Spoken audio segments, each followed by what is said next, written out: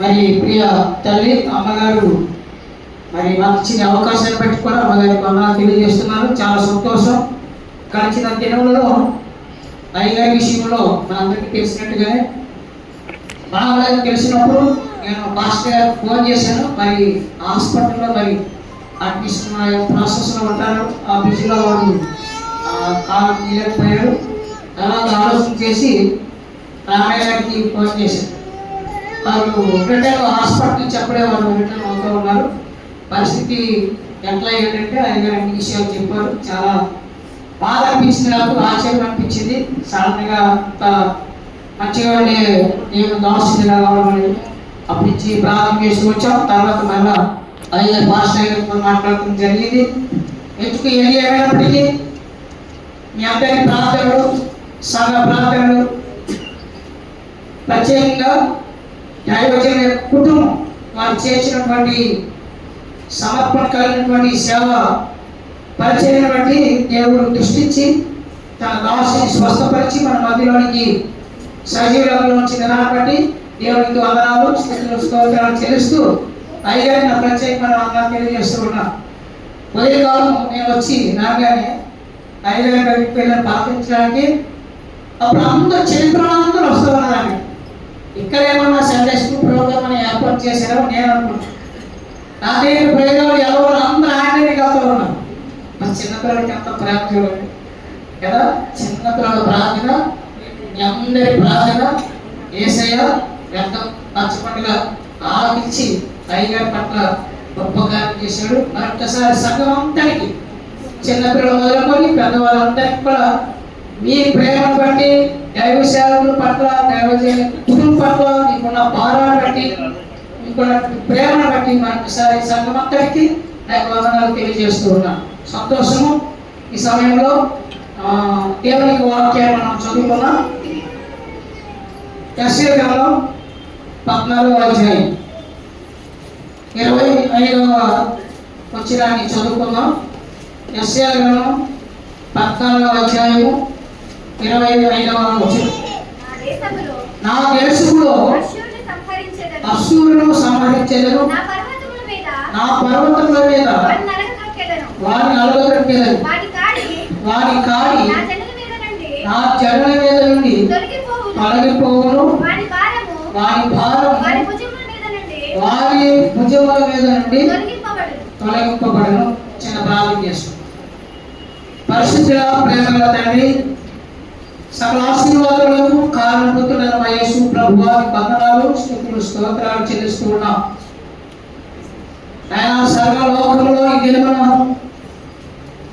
ఈ పునరుత్థానపు ఆరాధన జరుగుతున్నటువంటి శుభదినంలో మమ్మల్ని సజీవులతో ఉంచి మమ్మల్ని ప్రేమించి అనుగ్రహించినటువంటి ప్రభువా, ఈ 45 సంఘాల బట్టి మీకు స్తోత్రాలు చెల్లిస్తూ ఉన్నాం. సంఘ వ్యవస్థాపకులు శ్రీ జయదేవుడు అయ్యగారిని బట్టి, అమ్మగారిని బట్టి మీకు వందనాలు, స్తుతులు, స్తోత్రాలు. అయ్యగారి పట్ల మీరు చూపిన కృపను బట్టి మనం స్తుతిస్తున్నాం తండ్రి. మీరు కలగజేసిన విడుదల స్తోత్రాలు. దినదిన నూతన బలము, నూతన శక్తి మీకు ఆశలకి నిరంతరం అనుగ్రహించి మీ సేవల ముందు నడిపించమని వేడుకుంటున్నాం తండ్రి. అభిషక్తులైన దైవజనుడు శాపాస్తులను బట్టి, ఆశ్రమాలను బట్టి, పిల్లల బట్టి మీకు స్తోత్రాలు చెల్లిస్తున్నాం. సంఘ పెద్దలను బట్టి, సంఘ బిడ్డలందరిని బట్టి మీకు స్తోత్రాలు తండ్రి. ఇంతవరకు నాయన పాటలు, ప్రార్థన, ఆరాధన, సాక్ష్యములు, సండే స్కూల్ కార్యక్రమాలు అన్నింటిలో మీకు మర్యాదగా క్రమంగా జరిగించుకుంటే స్తోత్రాలు. ఈ సమయంలో మీ జీవమైన వాక్కును ధ్యానించని ఉండగా ప్రభువా, అల్పులను అయోగ్యులను నన్ను జ్ఞాపకం చేస్తాను. అద్భుత కాలంలో ఆశ్చర్యకాలంలో చేసిన ఆదరణకర్తైన పరిశుద్ధాత్మ దేవా, నాతో మాతో మీరు మాట్లాడి మీరు మాత్రమే మహిమ, ఘనత, ప్రభావం పొందుకున్నాను. యేసు నామమున ప్రార్థిస్తున్నాను తండ్రి. ఆమేన్. హల్లెలూయా, హల్లెలూయా, హల్లెలూయా. చాలా సంతోషం. ప్రియమైన దేవుని వారలారా, చదవబడినటువంటి వాక్య భాగంలో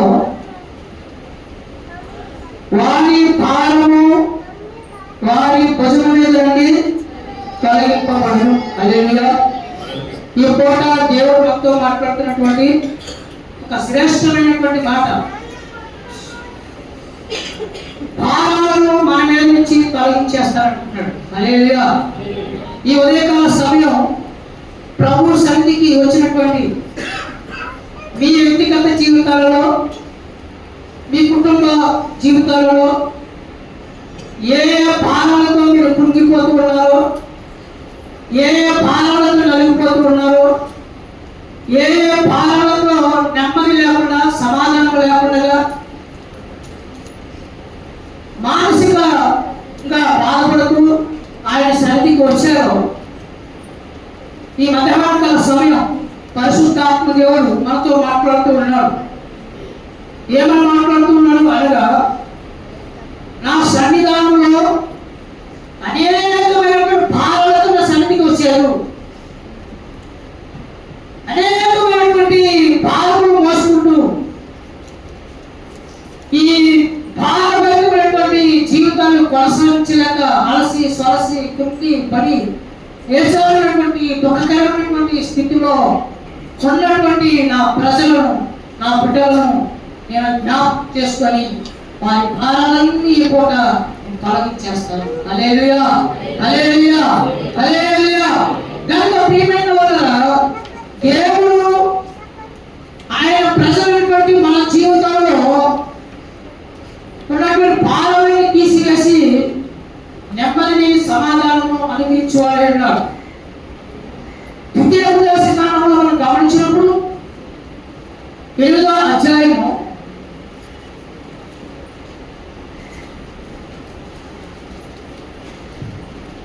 ఆయన మన జీవితాలు ఎలా ఉండాలి అని కోరుకుంటున్నాడు, ఏ స్థితిలో ఉండాలని ఆశపడుతూ ఉన్నాము. ప్రియమైన వాళ్ళ 8వ అధ్యాయము నేను చదువుతున్నాను. 7వ వచనం,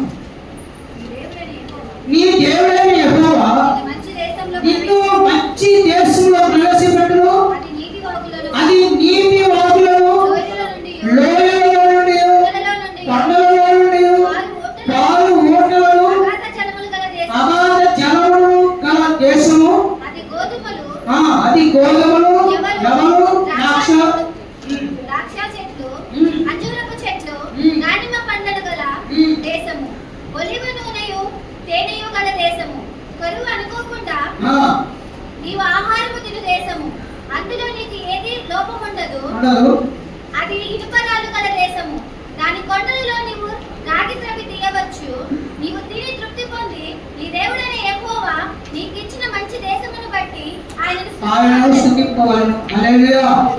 ప్రియమైన మా పితరులైనటువంటి ఇశ్రాయేలీయులు ఐగుప్తు దేశంలో ఇంచుమించుగా 430 సంవత్సరాలు బహు భయంకరమైనటువంటి శ్రమ అనేటువంటి భారాలు అనిపిస్తూ వచ్చారు. వారు భరించలేనటువంటి భారాలు వస్తూ వచ్చారు. ఐగుప్తులు పెడుతున్నటువంటి కఠినమైనటువంటి భారం వారు భరించలేనటువంటి బహు భయంకరమైనటువంటి భారము వారి మీద మోపినప్పుడు వారు దేవుడి తట్టు తిరగల. ప్రియమైన వాళ్ళరా, దేవుడు వారిని జ్ఞాపకం చేసుకొని తన ప్రజలతో మాట్లాడుతూ ఉన్నాడు. ఇదిగో నేను మీలో ఉన్నటువంటి ఆ ఐగుప్తీయులు పడుతున్నటువంటి ఆ భారాలన్నీ కూడా నేను తీసివేసి తొలగించి, ఇదిగో నేను మంచి దేశంలో ప్రవేశపెడతాను. ఆ దేశం ఎలాంటి దేశము? అక్కడ మనం చదువుకున్నాం కదా, మంచి నీళ్ళగలిగిన ప్రాంతం, మంచి ఫలం ఇచ్చే చెట్లు, మంచి పంటలు పండే భూములు, మంచి ఆహారం కలిగే ప్రాంతము. కనుక ఈ మంచి ఆశీర్వాదకరమైనటువంటి ఆ దేశంలోకి మీ భారాలన్నీ తొలగించి మిమ్మల్ని తీసుకు వెళ్ళినప్పుడు వాటిలో మీరు నేను ఇచ్చిన ఆశీర్వాదాన్ని మీరు అనుభవిస్తూ ఉండేదాన్ని బట్టి మీరు ఏం చేయాలంటే నీ దేవుడైన యెహోవాకి ఇచ్చిన ఆ మంచి దేశాన్ని బట్టి ఏం చేయాలంటే దేవుడు మనము హల్లెలూయా.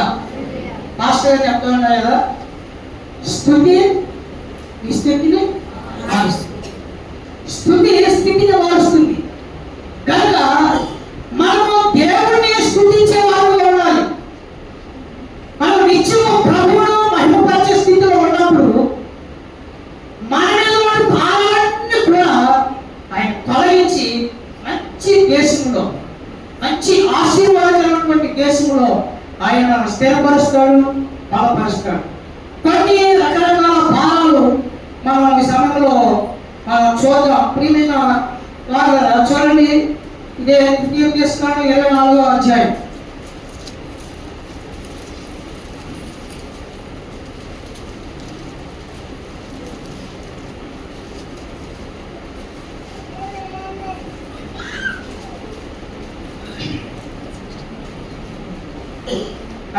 చూడండి.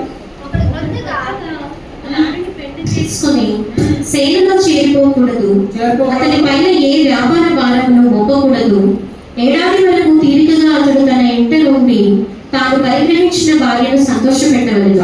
ప్రియమైన వారిని ఇక్కడ ఇది ఒక రకమైన భావం. దేవుడు వాక్యం చెప్తుందంటే, ఒకరు కొత్తగా పెళ్లి చేసుకున్న తర్వాత వెంటనే వాళ్ళు ఏం చేయకూడదు, సైన్యంలో చేసుకోకూడదు.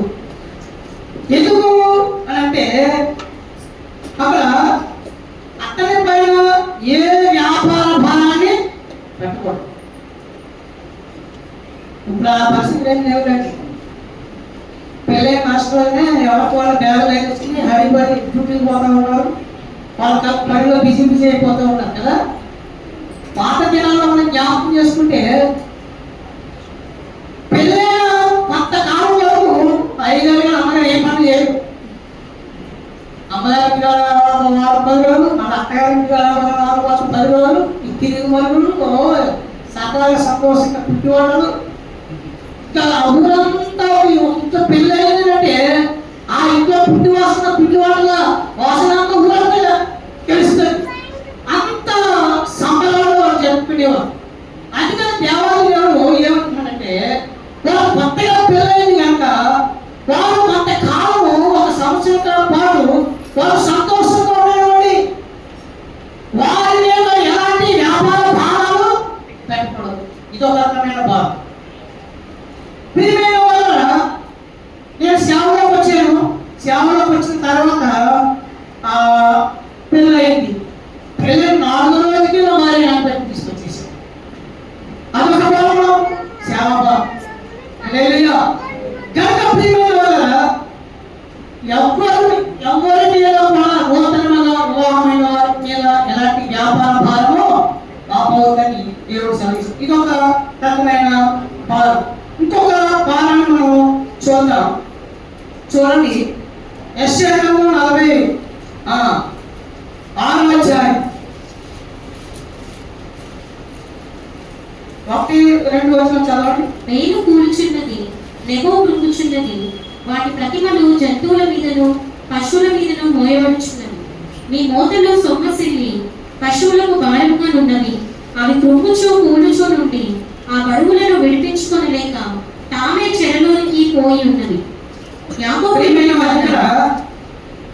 పశువుల గురించి మాట్లాడుతూ ఉన్నారు. పశువుల మీద, జంతువుల మీద కదా అనేకమైన భారాలు ఉన్నాయి.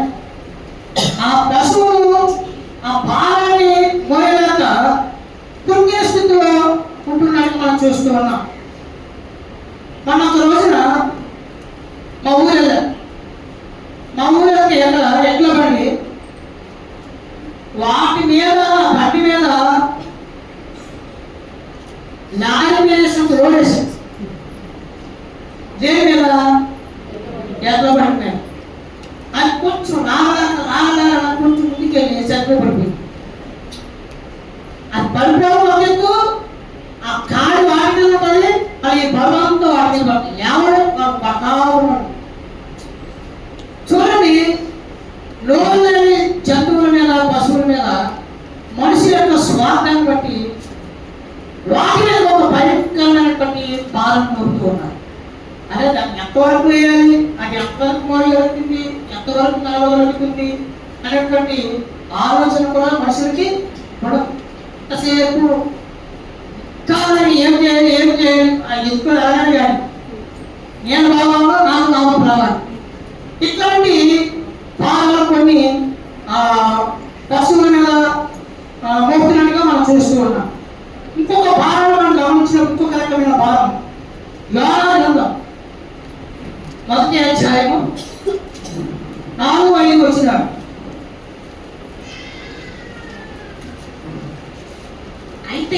అయితే యెహోవా సముద్రం మీద పెద్ద గాలి పుట్టింపగా సముద్రం అంత గొప్ప తుఫాను రేగి ఓడ బద్దలైపోవు గతి వచ్చింది. కాబట్టి నావికులు భయపడి ప్రతివాడును తన దేవతను ప్రార్థించి ఓడ చులకన చేయుటకై అందులోని సరుకులను సముద్రంలో పారవేసింది. అప్పటికి యోన ఓడ దిగువ భాగం పోయి పండుకొని గాఢ నిద్ర పోయి ఉండేది. ఇక్కడ ప్రియమైన వాళ్ళారా, ఇక్కడ ఒక వాడు మనం చూస్తూ ఉన్నాం. ఈ వాడులో ఉన్నటువంటి సరుకులన్నీ కూడా సముద్రంలో ఏం చేస్తున్నారు? ఎందుకని భారం ఎక్కువైపోయింది. ఈ భారం వల్ల ఏమవుతుందంటే వాడ మునిగిపోయే ప్రమాదం ఉంది. అందుకని వాడలో ఉన్నటువంటి వాళ్ళంతా ఏమైనా ఆలోచన చేశారంటే ఈ వాడలో భారాన్ని మనం తగ్గించినట్లయితే ఈ వాడ సముద్రంలో మునిగిపోదు. అప్పుడు మనంతా కూడా క్షేమంగా ఉంటాము. దీని అర్థం ఏంటంటే ప్రియమైన వల్ల యోన దేవుడి యొక్క మాటకు అవిధేయుడై వేరే మార్గంలో వెళుతూ ఉంటాడు. వేరే మార్గంలో వెళుతున్నప్పుడు ఏమైంది? ఇతరులను బట్టి ఆ వాడికి భారం ఎక్కువైపోయింది. వస్తువుల వల్ల భారం కాదు, అసలు దేవుని అవిధేయత వల్ల వాడికి భారం అయిపోవడం వల్ల ఏమవుతుందంటే మునిగిపోయే ప్రమాదం ఉంది. ఆ మునిగిపోయే ప్రమాదంలో వాడలో సరుకులకి పోతాయి, తర్వాత మనుషులు కూడా మునిగిపోయే ప్రమాదం ఉంది. ఎప్పుడైతే ప్రియమైన వాళ్ళు సరుకులను చులకన చేయడానికి పాల్గొశారో అయినప్పటికీ కూడా అది ప్రమాదంగానే ఉంది. అప్పుడు ఇదంతా ఆలోచన చేసినప్పుడు యోన అన్నాడు, ఇదిగో నీకు వాళ్ళలో ఉన్న వారికి కానీ వాళ్ళలో ఉన్న వాటికి కానీ ఎలాంటి హాని కానీ ఎలాంటి నష్టం కలగకుండా ఉండాలి అంటే నన్ను ఏం చేయలేదు సముద్రంలో పడాలి. ఎప్పుడైతే సముద్రంలో పడేసారో అప్పుడు వాడ తేలికగా ఉంది, భారం అనేది తగ్గింది. వాడ అనేటువంటి మన కుటుంబంలో ప్రియమైన వాళ్ళ కొన్ని భారాలు ఉన్నాయి. యోన వల్ల అవిధేయతలో కొన్ని భారాలను తెచ్చుకుంటున్నాం. కొన్ని లేకపోయినటువంటి శ్రమలను తెచ్చుకుంటున్నాం.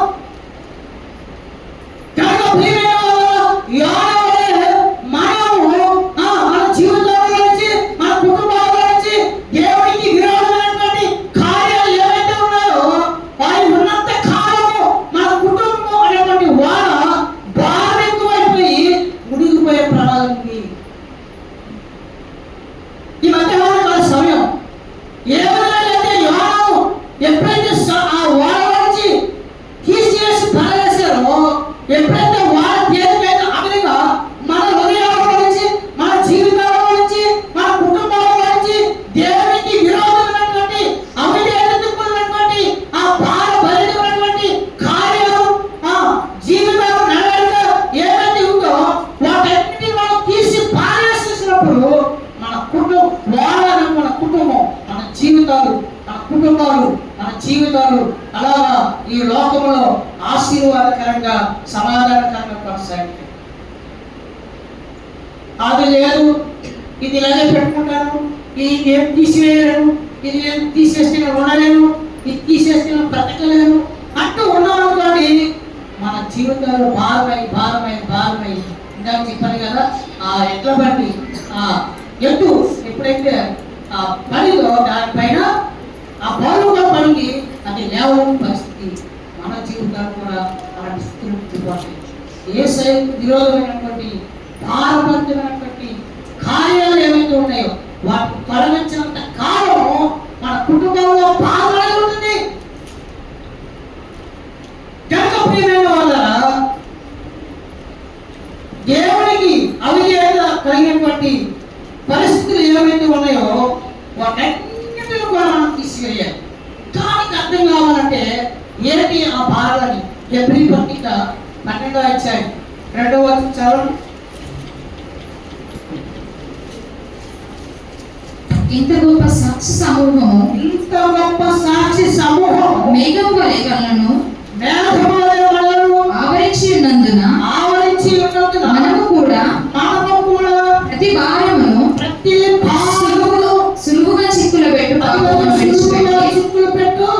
పాపమును విడిచిపెట్టి విశ్వాసమునకు కర్తయు దానిని కొనసాగించు చూచుచు మన ఎదుట ఉంచబడిన పందెములో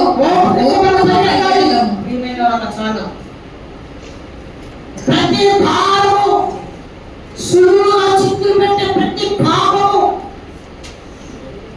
ప్రియమైన వాళ్ళ ఆ భారముతో కూడినటువంటి సులువుగా చిక్కులు పెట్టే ప్రతి పాపము మన మీద భారంగా ఉండకుండా ఉండాలి అంటే విశ్వాసముకు కర్తయు దాన్ని కొనసాగించాలన్నటువంటి యేసు వైపు మనం చూస్తూ ఉన్నాం. మన ఎదుట వచ్చినటువంటి ఆ గురి యొద్దకు మన ఓపికతో ఆ పైనంలో మనం పరిగెడుతూ ఉన్నప్పుడు ఏ భారము మన మీద రాదు. సులువుగా చిక్కులు పెట్టే ప్రతి పాపం అనేటువంటి భారం మన మీద రాకుండా ఉండాలి. మన దృష్టి, మన హృదయం, మన మనసు, మన గురి యేసు మీదే ఉండాలి. హల్లెలూయా. యేసు మీదే ఉండాలి. ప్రియమైన వాళ్ళారా, యేసు వైపు చూస్తున్నంత సేపు పేదలకు బాధ్యం లేదు, చక్కగా నడుస్తాడు దేవుని మీద.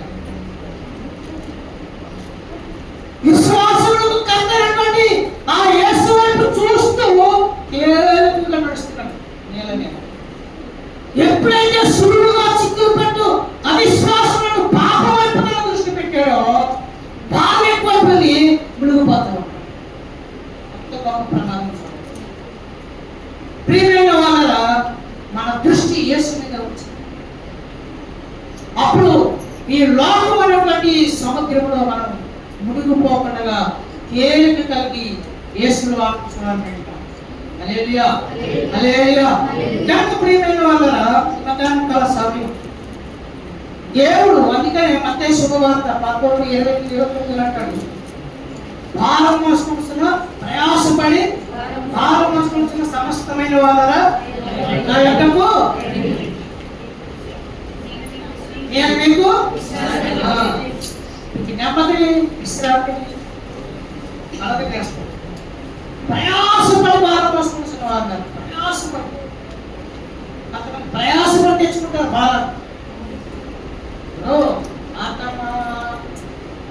మరియమ్మ ఉన్నారు కదా సిస్టర్, అమ్మగారేమో మరియా సిస్టర్ ఏమో యేసు దగ్గర ఉంది. మా అత్తగారు ప్రయాసపడతా ఉంది. కొంతమంది స్కీమ్ వస్తాం కదా, పాస్టర్ గారు మీరు ఇచ్చారు ఏది ఇచ్చారు కొంచెం మాట్లాడదాం, నాకు వాక్ చెప్తాం, నాకు మాట చెప్తాను అప్పుడు ప్రేమ లాంటిది వాక్ తప్పని అట్లా పాపం వంట వెళ్ళి ఎంత ప్రయాసపడతారో పాస్టర్ గారు తిన్నారో గుర్తుపడతాం కదా.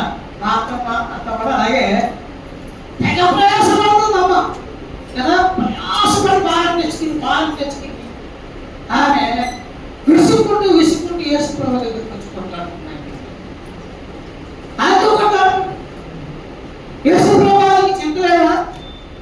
ఎంత ప్రయాసపడి ఎంత భారం కలిగి నీ కొరకు నేను కిచెన్ లో వేడిని ఆ పొగలు ఆ సెగలు ఆ దినంలో నాకు కట్టిన పోయేది మా అన్న గారికి ఇప్పుడు అక్కడ గ్యాస్ తెచ్చి ఉంటారు కలర్ పొగ, ఆ పొగ అంతా అందులో పడుతుంది. చాలా బాగుంటాయి. ఎంత ప్రయాసపడుతూ ఉంటే నీకు చెప్తలేదా అని ఆయనతో మాట్లాడుతావు. యేసు ప్రభు అమ్మా ఎందుకు తొందరపడుతున్నావు, తర్వాత ముందే చేసుకున్నావు కూర్చోవచ్చు కదా అక్కడ. హల్లెలూయా. అదే రకమైన భావం కనుక ప్రియమైన వాళ్ళ సమయం యేసు ప్రభు వారు నుంచి నేను భారాన్ని తొలగించేస్తాను. ఏ భారం తొలగిస్తాడు? ఒకటి రెండు విషయాలు ఎక్కువ చెప్పడం సమయం చాలా అధికమైంది. ఆయన సన్నిధికి చేరినటువంటి మనతో దేవుడు మాట్లాడుతున్నాడు. నా సన్నిధికి చేరిన నా ప్రజల మీద నేను భారం తొలగిస్తాను అని అంటున్నాను. ఏ భారం తొలగిస్తానో ఒక భారం చూద్దాం. చూడండి, యోబు గ్రంథం 23వ అధ్యాయం 2వ వచనం. నేటి వరకు నేను మొరలిడుచు తిరుగుబాటు చేయుచున్నాను. నా వ్యాధి నా మూలికల కంటే భారముగా ఉన్నది. నా వ్యాధి నా మూలికల కంటే భారముగా ఉంది. మొదటి మాటగా ఆయన ఏం తొలగిస్తాడు అని అంటే రోగం అన్నటువంటి భారాన్ని తొలగిస్తాడు. ఆయన అంటున్నాడు, నా వ్యాధి నాకు కలిగినటువంటి రోగము నా మూడుల కంటే భారముగా ఉంది. ఈ వ్యాధి బహుభయంకరమైన భారంగా ఉంది. దాన్ని నేను భరించలేకపోతూ ఉన్నాను, తట్టుకోలేకపోతూ ఉన్నాను. ఈ వ్యాధి వల్ల కలిగే భారం బట్టి నా మూడులు విడుస్తూ ఉంటే నా భారం అధికమైపోతా ఉంది. దీనిని ఎవరు నాకు తొలగిస్తారని ఆయన పుడుగుతూ ఉన్నాడు. ఒక భారం అయింది అధికారులు మొదలుకొని కలిగి వరకు బహుభయంకరమైనటువంటి వ్యాధి. ఆ శరీరం అంతా పుండు, భయంకరమైనటువంటి ఆ పుండులో నుంచి పురుగు వాళ్ళు, ఏమో వాళ్ళు, భయంకరమైన వాసన, ఆయన దగ్గర ఎవరు ఉండలేని పరిస్థితి. ఇంటిలో వచ్చి ఆయన వీధిలో ప్రవేశించిన వాడు ఆ ఎండలో ఆ బూడిలో కూర్చొని ఆ రసి కాస్తూ ఉంటే, పురుగు పడతా ఉంటే, ఏమో రసాయనాలన్నీ వాడుతూ ఉంటే ఆ బాధ, ఆ వ్యాధి కంటే కూడా పురుగు మరీ బాధ అయిపోయింది. పురుగు ఎక్కడానికి కూడా ఆయన శక్తి లేనటువంటి భయంకరమైనటువంటి భారాన్ని ఆయన మోస్తూ ఉన్నారు. అంత భారాన్ని అనుభవిస్తూ ఉన్నారు. స్నేహితులు వచ్చారు, రకరకాలుగా దూషిస్తూ ఉన్నారు, హేళన చేస్తూ ఉన్నారు. ప్రియమైన వాళ్ళారా, ఈ భయంకరమైనటువంటి వ్యాధి రోగమైనటువంటి భారం చేత మూలుగుతూ ఆయన కన్నీరు కారుస్తూ ఆ భయంకరమైనటువంటి స్థితిలో కూడా ఆయన ఏమంటారంటే యెహోవా ఇచ్చిన శ్రేష్టమైన ప్రభు అంటున్నారు, మీ భారాలన్నీ తొలగించిన తర్వాత మిమ్మల్ని, మీ కుటుంబాలను, మీ బిడ్డలను ఒక ఆశీర్వాదకరమైన మంచి దేశంలో మిమ్మల్ని నివసింపజేస్తాను, మిమ్మల్ని స్థిరపరుస్తాను, మిమ్మల్ని బలపరుస్తాను, మీ యొక్క సరిహద్దులను విశాలపరుస్తాను. అక్కడ మీకు ఉండే నీళ్లు మంచి నీళ్లు,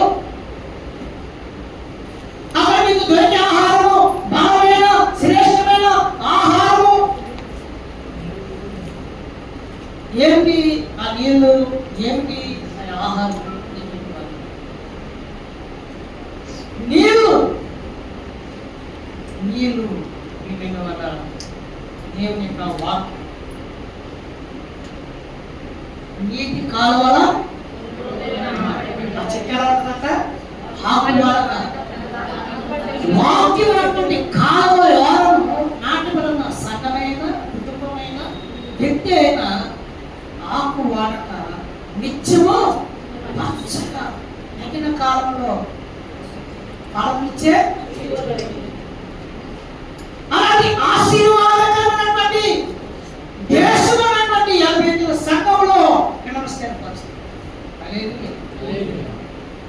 ఈ మంచి దేశమైనటువంటి 55 సంఘంలో మీకు సమృద్ధి అయినటువంటి శ్రేష్టమైనటువంటి ఆహారం, వాక్యమైన ఆహారం, నీరు పరిశుద్ధాత్మ అభిషేకం నీకు సర్వ సమృద్ధిగా ఈ సంఘంలో నీకు అనుగ్రహిస్తాను. అప్పుడు మీరు ఏం చేస్తారంటే ఈ దేవుడైన యెహోవాను అనుదినము ఏం చేయాలి?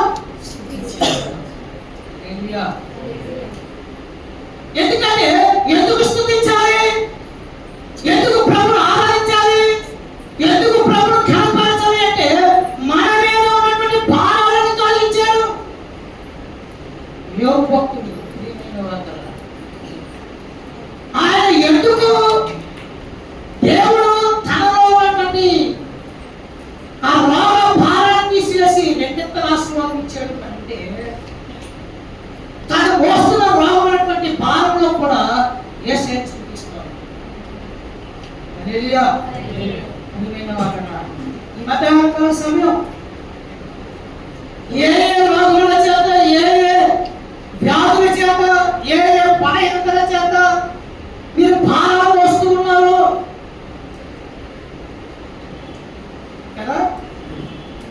మొన్నటి వరకు పాస్టర్ గారు ఒక భారం, వాళ్ళకు పెద్ద భారం, మీకు కూడా అదొక భారం అయిపోయింది.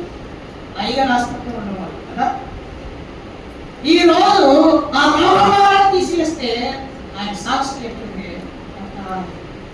హల్లెలూయా.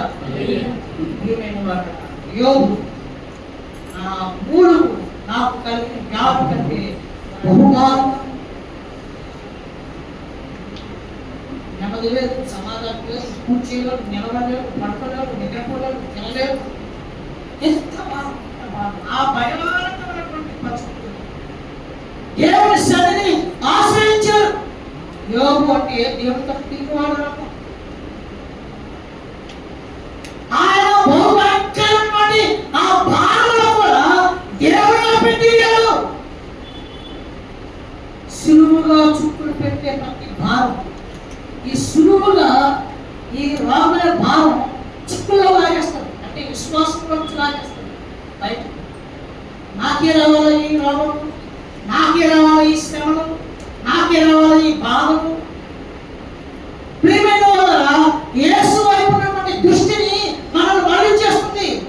అందుకని విశ్వాసం కర్తయు దాన్ని కొనసాగించేవాడు యేసు వైపు మాత్రమే. యోబు ఆయన తట్టు తిరిగాడు. ఆయన దృష్టి అంతా దేవుడి మీద ఉంది. భార్య దూషించిన, బంధువులే త్రోసివేసిన, స్నేహితులే దూరాన్ని నిలబడి అవహేళన చేస్తూ ఉన్న బహు భయంకరమైన స్థితిలో కూడా ఆయన దృష్టి అంతా, ఆయన మనసు అంతా యేసు మీదే. ఆయన అంటాడు, నా విమోచకుడు 19:25 నా విమోచకుడు సజీవుడు. ఆయన గురి ఆ పరిపాలనలో, ఆ విశ్వాసపు యాత్రలో ఆయన గురంతా యేసు మీద ఉంది. అంటే ఆయన జయాన్ని పొందుకున్నాడు, రెండింతల ఆశీర్వాదాన్ని ఆయన పొందుకున్నట్టు మనం చూస్తున్నాం. ఈ మధ్యాహ్నకాల సమయంలో వాడ యేసు ప్రభు వారు ఆయన మనలో ఉన్నటువంటి రోగ భారం కారణం. హల్లెలూయా. హల్లెలూయా. చూడండి జీవితం కారణం 7:8.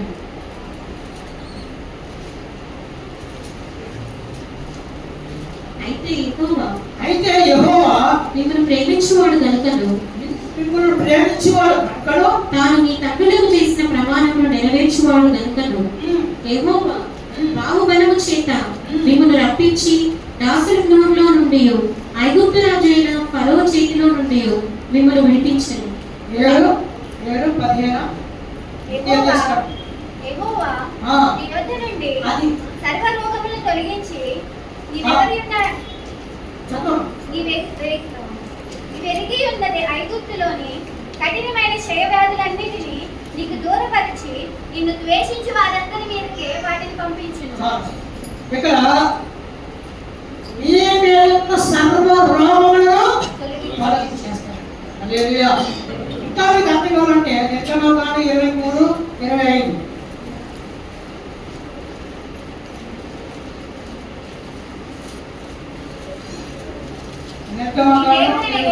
నీ దేవుడే యెహోవానే సేవింపవలెను.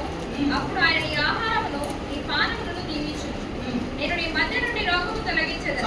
నీ మధ్య నుండి రోగాన్ని. హల్లెలూయా. మధ్యాహ్న కాల సమయం ఏ రాగుల చేత, ఏ వ్యాధుల చేత, ఏ బాధల చేత నలుపుకొట్టబడుతున్నారు, బాధింపబడుతూ ఉన్నారు.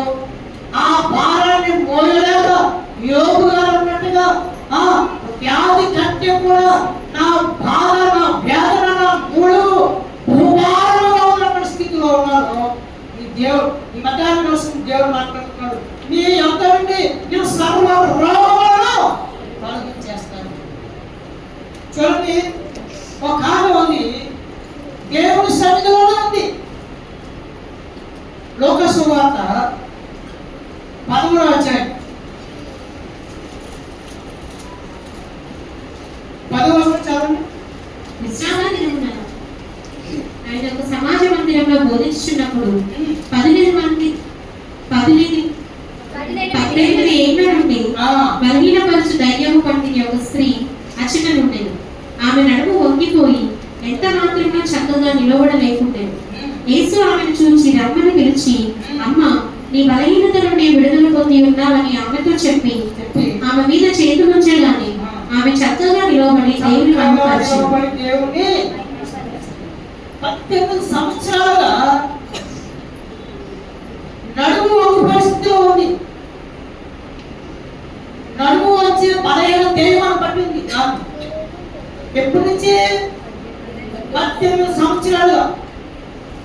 అయితే 18 సంవత్సరాలుగా నడుము వంగిపోయిన స్థితిలో ఉన్నప్పటికీ దేవుని సన్నిధి మాకు దూరం కాలేదు. అది ఎక్కడ బాగుపడిందంటావా? ఎక్కడ బాగుపడిందన్నా? ఎక్కడుందామా? ఎక్కడుంది? దేవుని సమాజం ఉంది కదా. దేవుని మందిరంలో ఉందా? దేవుని సన్నిధిలో ఉన్నప్పుడు యేసయ్య వాక్యం చెప్తుంటే వింటూ ఉంది. అప్పుడు శ్రద్ధ కలిగి యేసు మాటల మీద లక్ష్యం ఇచ్చినప్పుడు యేసు ప్రభు వారు ఆమె గమనించారు, అరే నా సన్నిధిలో, నా మందిరంలో ఇంత చక్కగా ఎంతో భక్తి శ్రద్ధలతో విశ్వాసంతో నా మాటలు వింటున్న ఈమె యొక్క స్థితి ఏమిటని గమనించినప్పుడు ఆమె వంగిన స్థితిలో ఉంది. ఎదుగుదల లేదు. భూసంబంధమైన వాటి మీద మనసు. మరొక మాటలో చెప్పాలంటే ఆత్మీయ కోణంలో నడుముకుపోతే కింద చూస్తున్నా, పైకి చూస్తున్నా. 18 సంవత్సరాల సూపర్ కింద. కారణం ఏంటి అంటే ఆమెకు లోక సంబంధమైన ఆలోచన లేదు కదా. మీరు క్రీస్తుతో లేకపోతే పైన వాటి మీద కానీ కింద ఉన్న వాటి మీద మనసులో ఆ మనసు అంతా కింద భూ సంబంధమైన వాటి మీదే ఆత్మీయంగా ఆలోచన చేస్తే ఏమి తింటామా, ఏమి త్రాగుతున్నా, ఇదే ఏ మాటే కదా ఎంతసేపు లోక సంబంధమైన కార్యక్రమాలు అవ్వాలి. ఆ ఒకటి స్థితిలో ఉంటుంది. ఏమాత్రం కొంచెం అలాగా 18 సంవత్సరాలుగా ఆమె భారాన్ని మోసుకుంది. నడుము పోయే అదొక రకమైన దెయ్యం. స్పష్టంగా రాసిన దేవుడు రకరకాల దెయ్యాలు ఉన్నాయి. ఉన్నాయి దెయ్యాలు. ఎన్ని దెయ్యాలు ఉన్నాయి?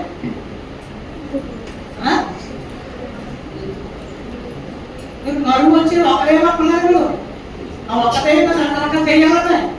చెప్తే మీకు దెయ్యాలు 2 రకాలు. ఎన్ని వేలు ఉన్నాయి? ఈ కనుక అర్థం కావాలంటే పందులకు పెద్ద లోపలింది.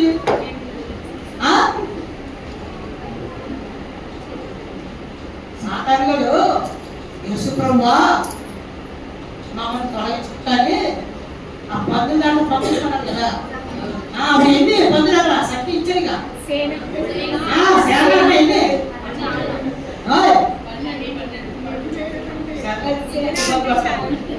ఏంటి భారం మొత్తం ఆ భారం మొత్తం 2000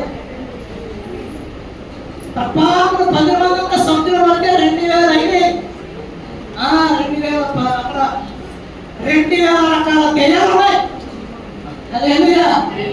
అందులో ఒక రకం కొనుపోయారు. 18 సంవత్సరాలు దేవుడి మందిరంలో ఉంది. కానీ అంతసేపు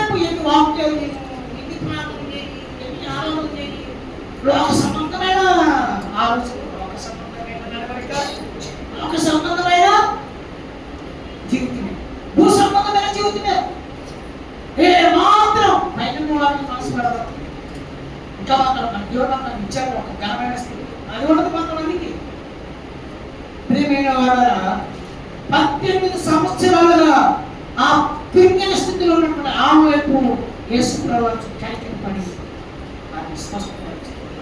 హల్లెలూయా. ఇంకొక ఆమె ఆమె చాలా సంవత్సరాలుగా ఈ జూనియర్ ఈ 18 ఏళ్ళు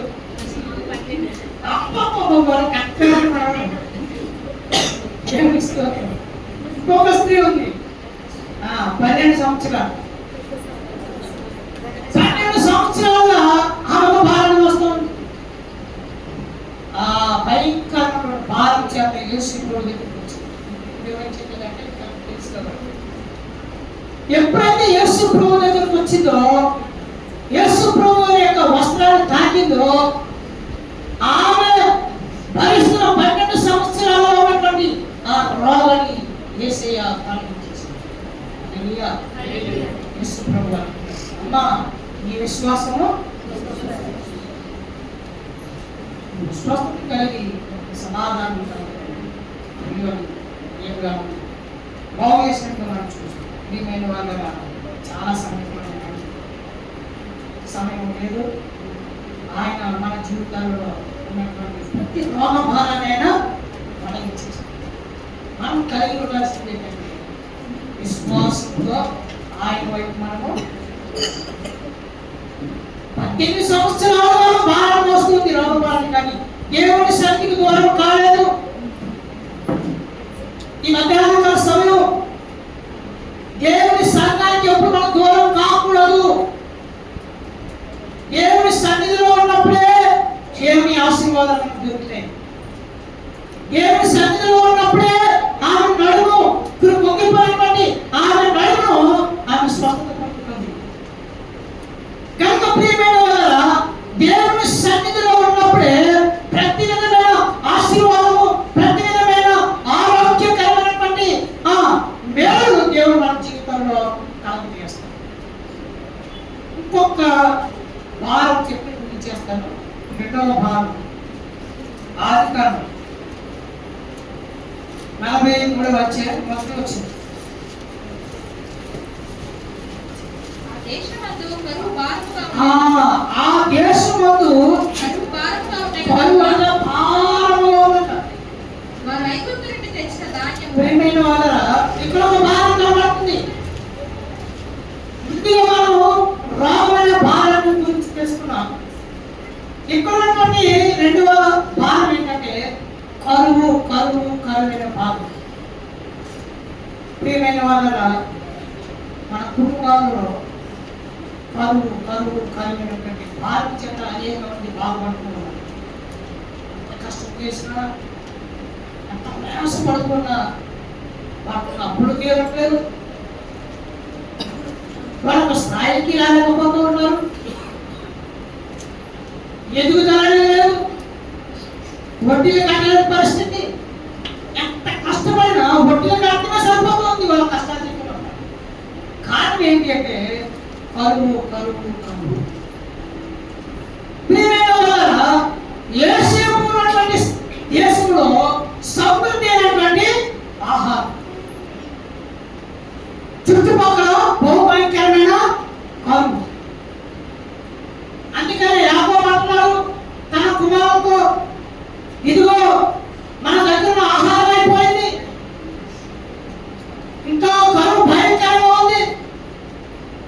మనము ఇలాగే ఉంటే ఈ కరువులో ఆకలి చేత మనం చచ్చిపోతాం కనుక మీరు ఐగుప్తు దేశానికి వెళ్ళి ఆహారము తీసుకుంటామండి. తన కుమారుడు ప్రియమైన వాళ్ళ ఎందుకు యేసేపు ప్రదేశంలో సమృద్ధి ఆహారం ఉంది అని మనం గమనించినప్పుడు యేసేపు గురించి ఒక చక్కటి మాట 42వ అధ్యాయంలో ఉంటుంది. నేను దేవునికి భయపడవాడు. ఆయన అంటున్నాడు నేను దేవునికి భయపడవాడు. దేవుని భయము ఏ వ్యక్తి జీవితంలో ఉంటుందో, దేవుని భయం ఏ కుటుంబంలో ఉంటుందో ఆ కుటుంబంలో సమృద్ధి కరువు అనే మాట ఆ కుటుంబంలో దేవుడు వినబడకుండా చేస్తాడు. హల్లెలూయా. కరువు అనే మాట ఉండదు. యేసేపు దేవుడు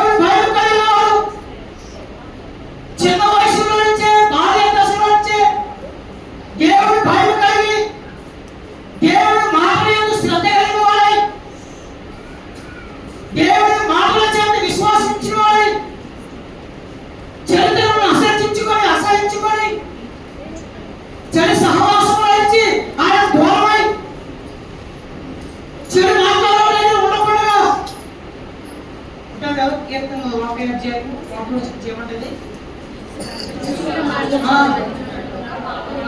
దుష్టుల ఆలోచన, యేసేపు దుష్టుల ఆలోచన ఎప్పుడు విన్నారండి? అపహాసకులు అసలు చెప్పుకుంటారు కొంతమంది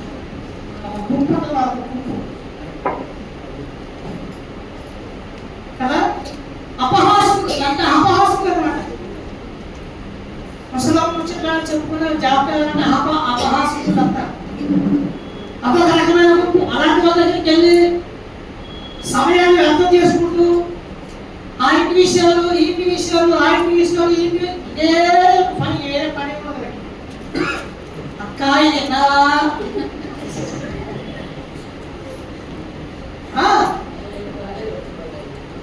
బాబు పొద్దున్న భర్తలు అనుకుంటారు లోపల సంగతి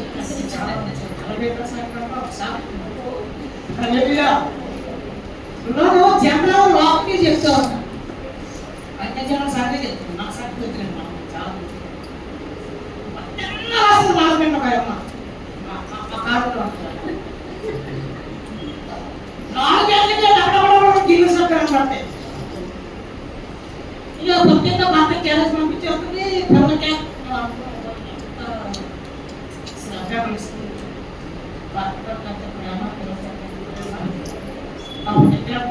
అదే కోరుతున్నా కష్టం కోరుతుంది ఏమవుతుంది.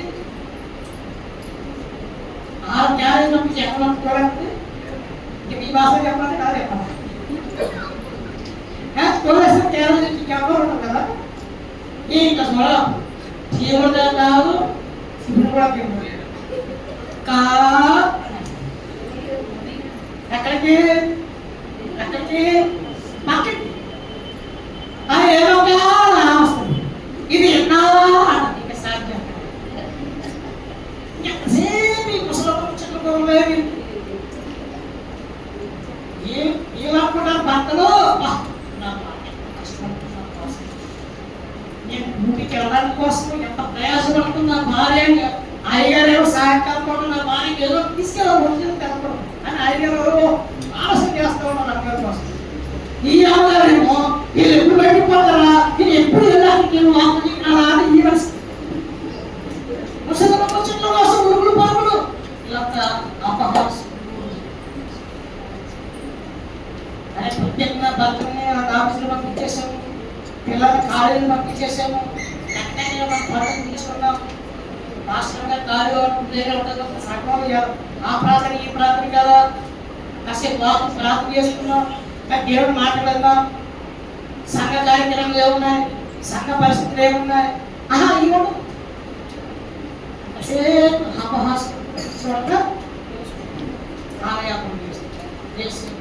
అలా చేసి వాళ్ళ సహోదరులు అన్నవాళ్ళు వాళ్ళు అపహాసకులకు చెందినవాడు. ఎలాగంటే రే వాళ్ళన్నీ చూసేవా, రే వాళ్ళ మాటలు చూసేవా, ఎంతసేపు మాట్లాడుతున్నాడు. అసలు నా తర్వాత పుట్టినాడు వాడు, నిన్నగా అమ్మ పుట్టినాడు, నాకన్నా చిన్నడు వాడు, నాకు ఇది వార్త చెప్తున్నాడు వాడు. ఇది ఎట్లా వేసి ఏం చేయాలి? అపహాసకులు సహోదరులు. చిన్నపిల్లలు చక్కగా కట్టక వార్తలు చెప్తున్నారు, ఎంత ఆనందం తీసుకొచ్చింది. మనం ఎంకరేజ్ చేయాలి. వాళ్ళు మనం ఏం చేయాలి? చక్కగా వార్తలు మంచిగా చెప్తున్నాడు, వాళ్ళు ఇంకా 10 మాటలు నేర్చుకుంటే వారు యేసేపు యాకోబు దేవుడి గురించి చెప్తుంటే వింటూ ఉన్నాడు, కానీ అపహాసకులు సహోదరులు అసలు పడతా ఉన్నారు. ఎక్కడనే ఏదో చేయాలి, కానీ యేసేపు అపహాసకులు ప్రజల కూర్చోలేదు. ఏమండి ఫస్ట్ మాట దుష్టుల ఆలోచన చెప్పిన నడవలేదు, పాప మార్గాలలో కాపాడుకుంటూ దేవుడు బయట కలిగి దేవుడు మార్గాలు నడుస్తుంటే గోతిలో పడేసాడు, ఇస్మాయిల్ కట్టేసాడు బానిసగా. అక్కడి నుంచి మళ్ళా పోతుకున్నాడు, అక్కడి నుంచి మళ్ళా చేసాలకు వెళ్ళిపోయాడు. ఇంట్లో శోధన ఎదురైంది. ఆ శోధనలో నుంచి మళ్ళీ చేసాలోకి వెళ్ళాడు.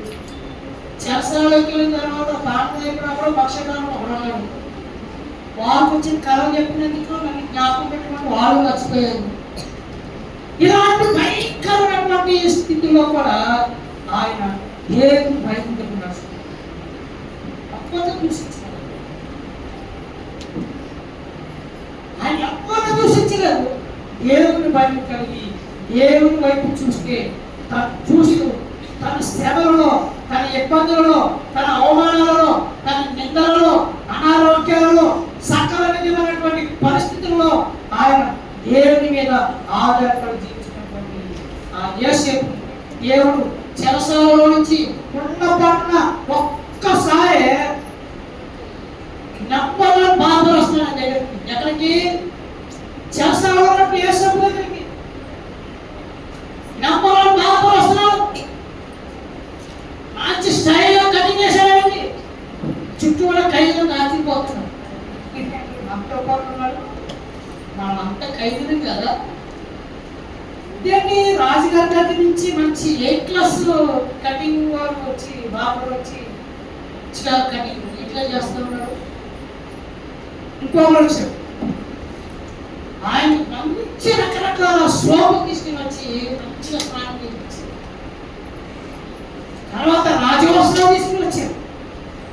అర్థంగా ఉన్నది యోసేపుకి, అర్థంగా ఉన్నది ఆ చెరసలో ఉన్న వాళ్ళకి అర్థంగా ఉంటుంది. ఏంటి ఈ ఘనమైన కార్యాలు ఇతనికి ఎలా జరుగుతున్నాయి? అసలు ఏంటి పరిస్థితి అంటే రాజుగారు ఆయన్ని నీటిగా క్షవరం నేర్పించి శుద్ధీకరించి రాజవస్త్రాలు ధరింప చేసి ఆ చేతికి ఉంగరాలు పెట్టి సింహాసాన్ని కూర్చొని పెట్టండి. ఆశ్చర్యం జీవితం కోతులన్నటువంటి వాడు సింహాసనం ఎక్కాడు. చుట్టూ నలుదిశలో కరువు ప్రాంతం కరువు కలిగి ఉంటే యోసేపు దగ్గరికి చుట్టూ ఉన్నటువంటి దేశ ప్రజలందరూ ఆహారం కోసం ఆయన దగ్గరికి వస్తారు. కరువు అనే మాట లేదు యోసేపు జీవితం. మధ్యాహ్నం కాల సమయం యోసేపు అని దేవుని భయం కలిగి నడుచుకున్నప్పుడు, దేవుని భయం కలిగి జీవించినప్పుడు నీ కుటుంబంలో కరువు అనే మాట విడవడం చేస్తున్నా యేసు. హల్లెలూయా. ఆ ప్రాంతంలో కరువు ఉన్నందున ఇస్సాకు ఆ దేశంలో ఉన్న వారి ఏం చేశాడు? ఆయన యుద్ధం చేస్తే ఏమైంది?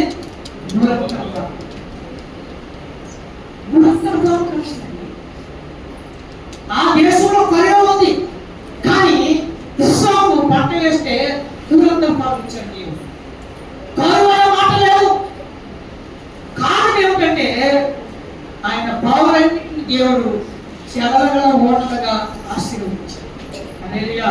ఈ మధ్యాహ్న కాల సమయం ఇస్సాకు వలె నువ్వు ప్రార్థన అనుభవం కలిగి జీవించినప్పుడు చెరలుగా కలిగిన ఓట, ఆ బావి అనేటువంటి నీ వ్యాపారమైనా, బావి అనేటువంటి నీ ఉద్యోగమైనా, బావి అనేటువంటి చేతి పని ఏది ఏమైనా, అది కూలి పన, నారి పన, గుడ్డి పన, టైలరింగ్ పన, వ్యాపారమా, ఉద్యోగమా, అది చిన్నదా పెద్దదా అని ఆలోచన చేయకు. నువ్వు ఏది కలిగినావో అది నువ్వు ఇస్సాకు వలె పరిపూర్ణమైనటువంటి ప్రార్థన అనుభవం కలిగి దేవుని వైపు చూస్తూ నీ పనిలో నువ్వు చేస్తూ ఉండు. దేవుడు ఇస్సాకు వలె ఈ పని దూరంతలుగా ఆశీర్వదిస్తాడు. హల్లెలూయా. హల్లెలూయా. నేను వాళ్ళని పూజిస్తూ ఉన్నాను. దేవుడు మధ్యాహ్న కాల సమయం మనతో మాట్లాడుతున్నాడు. కరువు అనేటువంటి భారాన్ని మన కుటుంబాలను దేవుడు ప్రారంభించాడు. మొదటిగా రోగాలు అనేటువంటి భారాన్ని మన జీవితాల నుంచి దేవుడు ప్రారంభించేసి మంచి దేశం, మంచి నీళ్లు, మంచి ఆహారం అనేటువంటి వాక్యమైనటువంటి దేవుడు నీళ్ళు పరిశుద్ధాత్మ అభిషేకం చేతనం నింపి కరువు అనే మాట లేకుండా, రోగాల భారం లేకుండా, అసమాధానమైనటువంటి భారం లేకుండా దేవుడు నెమ్మదిని, సమాధానం, ఆరోగ్యాన్ని, క్షేమాన్ని, ఐశ్వర్యాన్ని కలుగజేసి ప్రతి విధమైన కరువు, ప్రతి విధమైన రోగాలను మన దగ్గర నుంచి తొలగించి మన యొక్క భారాలన్నీ కూడా ఆయన సిలువ చేసే దేవుడు అంటాడు. అతి కృప దేవుడు మనకి అనుగ్రహించింది కాక. ఆమేన్.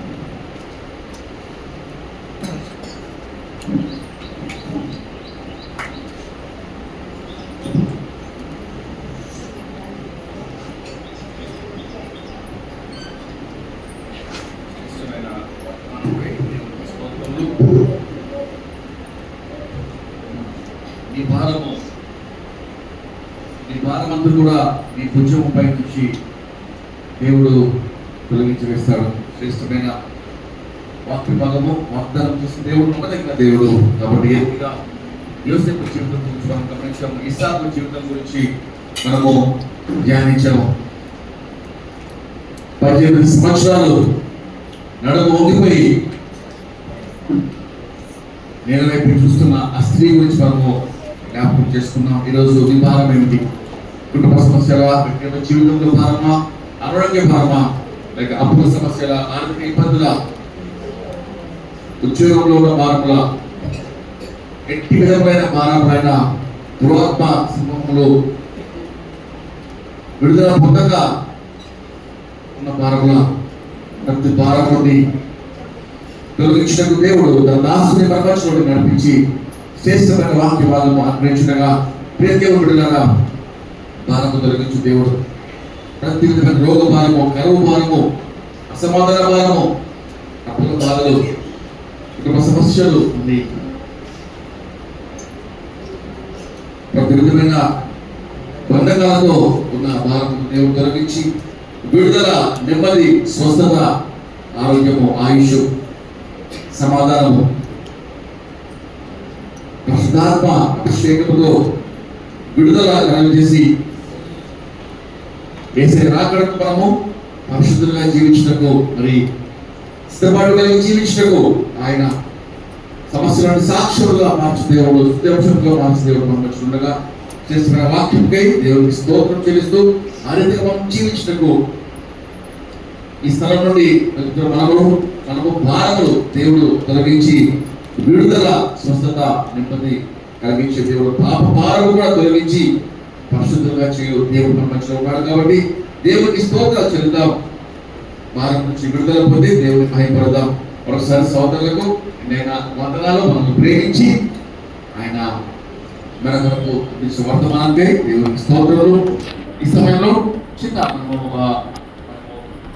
ఆనందాలు అనుభవం